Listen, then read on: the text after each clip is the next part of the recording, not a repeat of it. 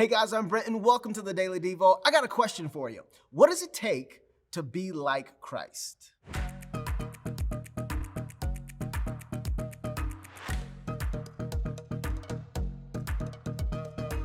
If I asked you today, what does it take to be like Christ, what would be your response? Would you say I have to read my Bible more? Would you say I have to stop doing sins A, B, C, and D? Would you say I have to start attending church more? Well, all of these are pretty good answers, but to most people, this can be, let's say, a lot of work. You see, I've come to discover that one of the major issues that non-believers have with Christianity is that oftentimes Christians present Christianity as a really difficult diet. See, like most diets, there's typically a long list of things you can't eat. See, a diet is filled with a ton of restrictions, and after a while, the restrictions get old. Unfortunately, sometimes we present Christianity the same way. We reveal it as a religion filled with a bunch of restrictions. But what if I told you many Christians have been revealing Christianity wrong? What if I told you it's not a religion filled with a bunch of restrictions, rather, it's a faith in Jesus who paid the price for our sins, and our faith is filled with a whole lot of freedom. A freedom that allows you and I to become more like Christ.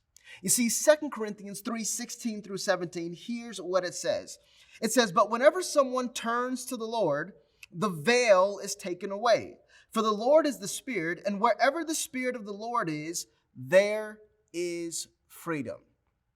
You see, here in this particular passage, Paul is addressing the church at Corinth, and he's reminding them of how many Jews in their day couldn't embrace the freedom that is given through the gospel.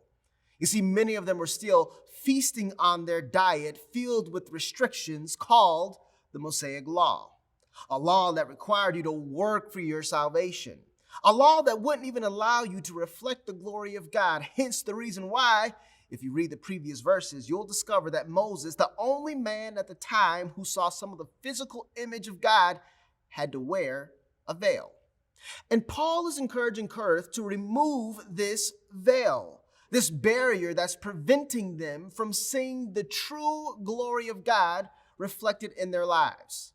This barrier that's blinding some of them to the fact that they are no longer bound by the law, but there is freedom found in Christ.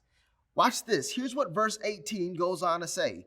It says, "So all of us who have had that veil removed can see and reflect the glory of the Lord. And the Lord, who is the Spirit, makes us more and more like him as we are changed into his glorious image." Paul is essentially motivating the reader to turn to Christ. Why? Because only Christ can make you more like Christ.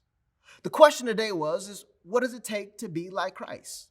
The answer: ask God to reveal his glory in your life. And as the text says, he'll make you more and more like him.